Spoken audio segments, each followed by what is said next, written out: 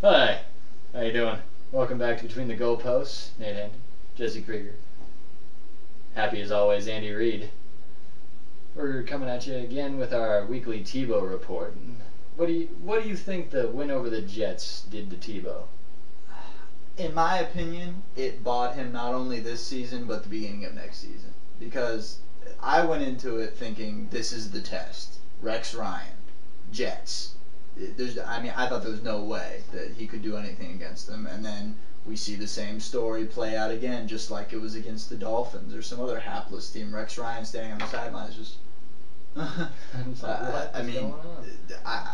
If it were me running the organization, I would say that it buys him a calendar year. All right, I'd have to agree with you. What would you say was the turning point of that game? Oh, the pick six.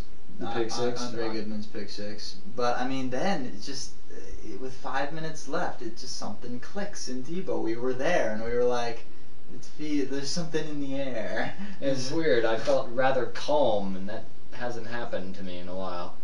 But then, what do you got to say about what Elway said after the game? Well, yeah, so he was asked on the radio if he thought that he was any closer to finding his quarterback of the future, and he went, no. And then he proceeded to talk about the third down numbers, which are bad. But, part of me thinks he's just saying that to try and counteract the fans, because he thinks he has enough clout in this town, which he does, to basically say whatever he wants. So he is just trying to put a lead weight on the other side of the scale, which is already launching Tebow into the clouds. I think he's not a fan of Tebow matching what he thinks a quarterback should be. But on the other hand, just like anybody, he likes winning. So I think part of him doesn't believe this will continue. But if it does, maybe he can be made a believer. Yeah, winning doesn't tend to make people a believer. But with the loss of Jay Cutler for the Bears, all of a sudden Orton was like, can I just... And we obliged. And the Broncos obliged. Which, if it was a great move if he winds up in Chicago. Where do you think Orton's going to end up? If I were the Chiefs, I would jump on him. Because they faced the Broncos in Week 17. Even though they're probably out of it, and it would probably be a stretch for him to learn the playbook in a week, he's got to be a better option than Tyler Palko or rookie Ricky Stanzi. So, if anything, they should do it just to mess with the Broncos. It's the spoiler move.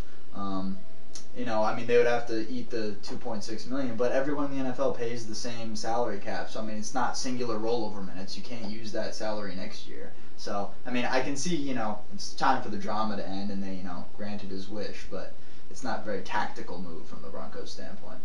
No. So this next week, Tim Tebow and the Broncos are going to face the much maligned Phillip Rivers and the up and down San Diego Chargers. Mostly down. Mostly down this year, with no signs of returning to the surface. What do you think's going to go down in San Diego? You take the enigma that is Tebow, and then you collide it with the enigma that has become Phillip Rivers, and you have a cluster situation. Who knows what could happen?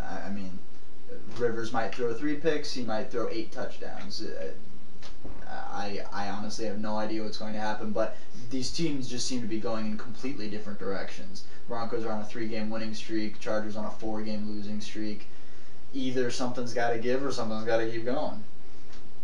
And the Chargers are not very well known for stopping the run. No.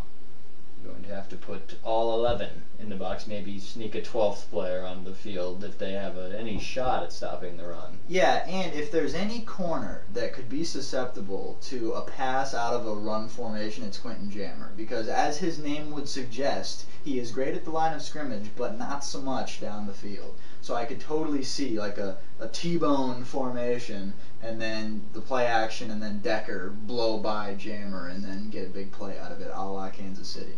Well, and a note back to the Jets game. Eric Decker had 4 very uncharacteristic drops during that game. So, there's gotta have something to do with his girlfriend singing at halftime. yeah, something probably was in his head. But Eric Decker is getting more and more uncoverable each and every week. He's fast. He's fast and very, very physical. So I'm thinking Eric Decker redemption this week. Torches a couple people. They just keep sending him deep. And yeah, he can do it. And Tebow is a better deep ball than people think. He just barely missed him on one. Yeah, he's better at the deep ball than he is at the intermediate stuff. Mm-hmm. Well, it's because he just needs to let it rip. So we're thinking Tebow and the Broncos keep it going. Keep the train rolling. They don't. The Chargers just don't have enough defense or enough offense for it now at this point. Oh yeah, Ryan Matthews is starting to look more and more like No Sean Moreno. Like check that out. It's not a good thing. That and the Broncos defense is coming on strong lately. Check them out. But that's all we have for this week on the Tim Tebow update. Watch again next week. We'll have a little bit more for you. We're all repping the Tebow this week. See ya.